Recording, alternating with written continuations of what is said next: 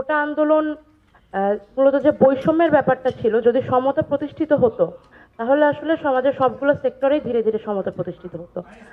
আমরা দেখতে পাই যে একটা অংশ একটা অংশে যদি সমতা আসে তখন ধীরে ধীরে অন্যান্য অংশেও সমতাগুলো ধীরে ধীরে আসতে শুরু করে, ঠিক যেমনটা দুর্নীতির ক্ষেত্রে। বাংলাদেশের একটা সেক্টরে দুর্নীতি শুরু হয়েছিল রাজনীতির মাঠে, সেখান থেকে যতগুলো আমলাতান্ত্রিক জায়গা থেকে শুরু করে বিচার বিভাগ, শাসন বিভাগ, আইন বিভাগ, তাছাড়া অন্যান্য যতগুলো সেক্টর আছে বাংলাদেশ, সবগুলো ধীরে ধীরে দুর্নীতি দ্বারা কলুষিত হয়ে গিয়েছে। আমরা আশা করেছিলাম সমতার বিষয়টাও তেমন হবে, কিন্তু যাই হোক, একটা অভ্যুত্থান ঘটে গিয়েছে।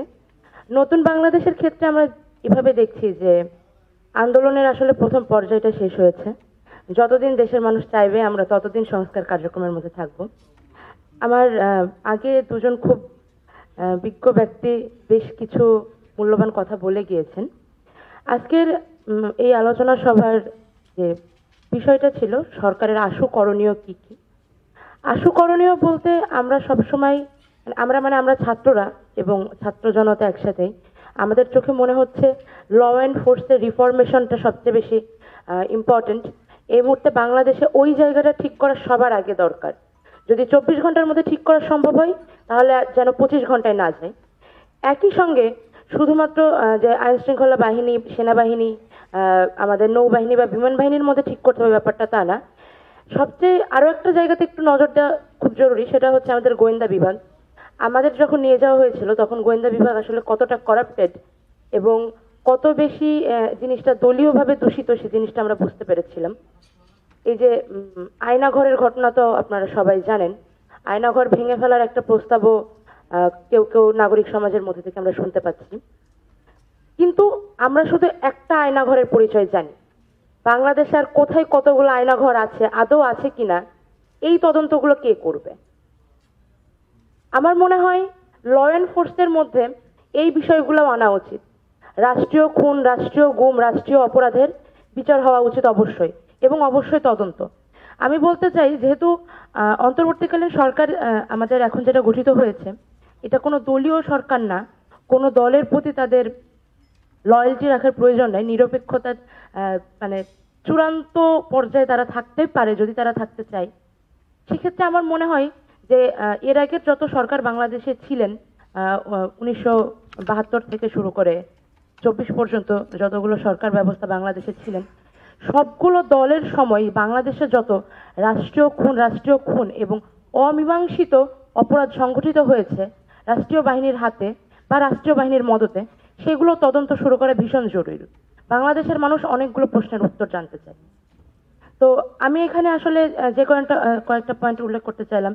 ম্যাথ মিস্ট্রি সলভ, তদন্ত বিভাগের রিফরমেশন এবং ল এনফোর্সের রিফরমেশন, এই বিষয়গুলো আমি আইন শৃঙ্খলা বাহিনীর মধ্যে প্রথম পর্যায়ে দেখতে চাই। আমার দৃষ্টিকোণ থেকে এগুলো ফার্স্ট প্রায়োরিটি। এরপর পরে যে জিনিসটা আছে, এখানে ইকোনমিক রিফরমেশনের আলাপটা এসেছে, আমি একটু যোগ করতে চাই ইকোনমিক রেপুটেশন রিফরমেশন। কারণ আমাদের বিশেষত গত 1 মাসে জুলাই বিপ্লবের সময় বাংলাদেশের যে মানে বাংলাদেশের যে মুখ, বাংলাদেশের যে পরিচিতি, সেটা কিন্তু বহির্বিশ্বে যথেষ্ট নষ্ট হয়েছে। এবং আমি নাম নিয়ে উল্লেখ করতে চাই না, এখানে সবাই আমার থেকে অনেক বড়, কিন্তু আপনারা সবাই জানেন যে খুব সুপরিকল্পিতভাবে বাংলাদেশের জনগণকে ছোট করার জন্য অনেক বক্তব্য দেওয়া হয়েছে, অনেক বাজে কথা বলা হয়েছে, অনেক বাজে মন্তব্য এসেছে। এগুলো কিন্তু আমরা মনে করছি বহির্বিশ্বে বাংলাদেশের সম্মান নষ্ট হয়েছে। যদি আমরা ইকোনমিক সিস্টেমটাকে দুর্নীতি থেকে দূর করতে চাই, ইকোনমিক সিস্টেমে আরো বেশি ইনভেস্টমেন্ট আসুক এটা চাই, বা আমাদের ইকোনমিক সিস্টেমটা তৃতীয় বিশ্বের অন্যান্য যে কোনো দেশের তুলনায় উন্নত হোক, এই জিনিসটা চাই, তাহলে অবশ্যই রেপুটেশন রিফরমেশনের ব্যাপারে আমাদের ভাবতে হবে। সরি। আর একই সঙ্গে আমাদের আরো কিছু রেপুটেশনের দিকে ভাবা উচিত। যেমন আমাদের খুব সম্প্রতি যে সাম্প্রদায়িক ট্রাম্প কার্ডটা খেলার চেষ্টা হলো বাংলাদেশে, এই জিনিসটাও কিন্তু অর্থনীতির জন্য খুব খারাপ। দেখুন, আপনাকে যদি আজকে অন্য একটা দেশে গিয়ে ইনভেস্ট করতে হয়, আপনি অবশ্যই দেখবেন যে সেই দেশে আসলে গণতন্ত্র কতটা শক্তিশালী, সেই দেশের মাইনরিটি বা এথনিক পিপলরা কতটা ভালো আছে। সেই দেশে আপনি যে একটা কোম্পানি খুলবেন বা আপনি একটা অফিস খুলবেন, সেই অফিসটা আদৌ টিকে থাকবে নাকি মিছিল মিটিং এর মধ্যে পড়ে ভেঙে চলে যাবে, আপনি অবশ্যই আপনার এই নিরাপত্তার দিকটা দেখবেন। তো বহির্বিশ্বের ব্যাপারটাও এমন। বড় বড় ইনভেস্টর কান্ট্রি যারা আছে তারা বাংলাদেশে তখন ইনভেস্ট করবে যখন তারা দেখবে না বাংলাদেশের নাগরিক সমাজের রেপুটেশনটা ভালো। সেই জিনিসটা হাতে ধরে উদ্দেশ্য প্রণোদিতভাবে নষ্ট করা হয়েছিল। অন্তর্বর্তীকালীন সরকারের কাছে আমার অনুরোধ থাকবে, আপনারা অবশ্যই বাংলাদেশের রেপুটেশনের দিকে নজর দেবেন। এই জিনিসটা তৈরি হওয়া খুব জরুরি। আচ্ছা, এখানে হচ্ছে আরো একটা বিষয় ইকোনমিক রিফরমেশনের সাথে উল্লেখ করতে চাই। আপনারা সবাই ইন্টারনেট ব্ল্যাকআউট সম্পর্কে জানেন। আমাদের ছাত্র আন্দোলন প্রতিহত করার জন্য যতগুলো ন্যাস্টি ওয়েপন ইউজ করা হয়েছে, তার মধ্যে সবচেয়ে ন্যাস্টি ওয়েপন ছিল ইন্টারনেট ব্ল্যাকআউট। ইন্টারনেট ব্ল্যাকআউট এর আগে আমরা কাশ্মীর ছাড়া খুব বেশি জায়গায় দেখিনি, অন্তত আমার জানা মতে না। ভুল হলে কেউ একটু সংশোধন করে দিবেন। এইরকম একটা মানে একবিংশ শতাব্দীতে এসে যখন পুরো পৃথিবী ইন্টারনেটের উপরে ডিপেন্ডেন্ট এবং একটা দেশের অনেক গুরুত্বপূর্ণ কাজ যেগুলো ইন্টারনেট ছাড়া করা সম্ভব না, সেখানে একটা ছাত্র আন্দোলন প্রতিহত করার জন্য শুধুমাত্র রাতের অন্ধকারে কেউ কারোর সাথে যোগাযোগ করতে পারবে না যে সময়, তখন ব্লক রেট দিয়ে অসংখ্য শিক্ষার্থীকে তুলে নিয়ে যাওয়া হবে এবং তাদের কাছ থেকে কিছু অর্থমূল্য রেখে ছেড়ে দেওয়া হবে। এই ন্যাস্টি একটা কাজ করার জন্য ইন্টারনেট ব্ল্যাকআউট ঘটানো হলো। ইন্টারনেট ব্ল্যাকআউটের ফলে বাংলাদেশের আইটি সেলে অসম্ভব মাত্রার একটা ক্ষতি হয়ে গিয়েছে। আমি জানি না এখানে আইটি সেক্টরে কেউ আছেন কিনা, যদি থাকেন আপনারা কনফার্ম করতে পারবেন। কিন্তু আমি যতদূর জানি বাংলাদেশ অনেক বছর পিছিয়ে গিয়েছে শুধুমাত্র 5 দিন ইন্টারনেট ব্ল্যাকআউটের কারণে। অনেক ফ্রিল্যান্সার, অনেক ওয়েবসাইটের ডিজাইনার, অনেক গ্রাফিক ডিজাইনার, অনেক ব্যক্তি আছেন যারা বহির্বিশ্বের সাথে বাংলাদেশের আইটি সেক্টরের কাজ অনেক বেশি দূর আগিয়ে নিয়ে গিয়েছিলেন। যে জিনিসটা কিন্তু এই 5 দিনে খুব খারাপ একটা অবস্থায় চলে এসেছে। তো ইকোনমিক রেপুটেশন রিফরমেশনের কাজটা যারা করবেন, সেই সঙ্গে একটু আইটি সেক্টরের এই ক্ষতিটা কিভাবে পূরণ করা যায় সেদিকেও একটু নজর রাখার অনুরোধ থাকবে। এই বিষয়গুলো আমি দ্বিতীয় পর্যায়ের গুরুত্বের সারিতে রাখতেছি। মানে ল এনফোর্স ইকোনমির পরে আইটি সেক্টর বাংলাদেশের যে ড্যামেজগুলো হয়েছে, এই ড্যামেজ ফিল আপটা দ্বিতীয় পর্যায়ের ইম্পর্টেন্ট।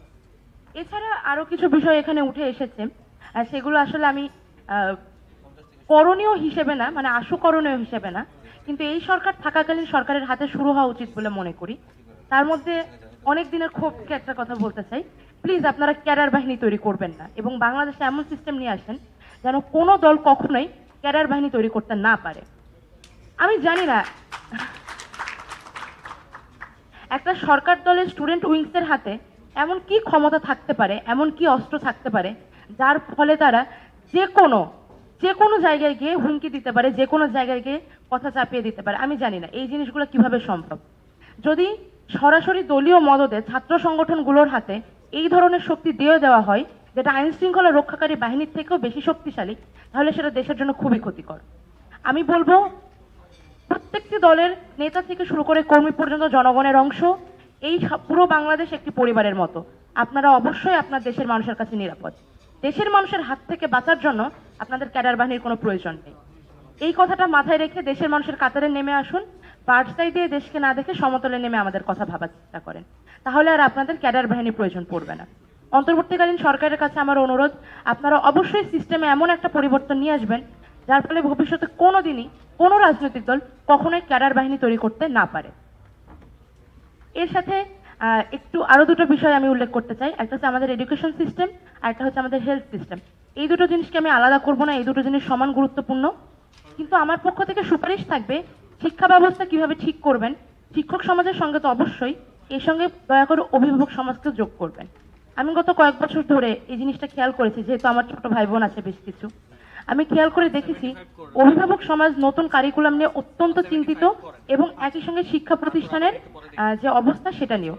শিক্ষা প্রতিষ্ঠানের নিরাপত্তা থেকে শুরু করে পাঠনসূচি এবং কারিকুলাম সবকিছু নিয়ে অভিভাবক সমাজ তাদের সন্তানদের ভবিষ্যৎ নিয়ে দুশ্চিন্তাগ্রস্ত। আপনারা শিক্ষক সমাজকে ডাকুন, অভিভাবক সমাজকে ডাকুন, তাদের সঙ্গে বসে থেকে আপনারা এডুকেশন সিস্টেমের একটা রিফরমেশন নিয়ে আসেন, যেটা অবশ্যই শিক্ষক, ছাত্র এবং অভিভাবক 3 গ্রুপের জন্যই শান্তিপূর্ণ হবে এবং উপকারী হবে। আর হেলথ সিস্টেমের ক্ষেত্রে যে জিনিসটা বলতে চাই, এই কথাটা আমি এর মধ্যে কয়েক জায়গায় বলে ফেলেছি, আবারও বলছি। আমাদের প্রত্যেক বছর একবার করে আমরা দেখতে পাই বর্ষার মৌসুমে ডেঙ্গু কিভাবে মহামারী আকার ধারণ করে। এছাড়া আমরা এর আগে বাংলাদেশের দিকে যদি তাকাই, একটা সময় পর্যন্ত আমরা যখন ছোট ছিলাম কলেরার প্রাদুর্ভাব দেখেছি। তাছাড়া বাংলাদেশে ক্যান্সারের চিকিৎসাও এখনো ভালো না, এবং সর্বোপরি কোভিড এসে করোনা মহামারী আমাদের দেখিয়ে দিয়ে গিয়েছে যে আমাদের হেলথ সিস্টেম কতটা করাপ্টেড। এতখানি করাপ্টেড একটা জায়গা থেকে আর যাই হোক না কেন জনসেবা হওয়া সম্ভব না।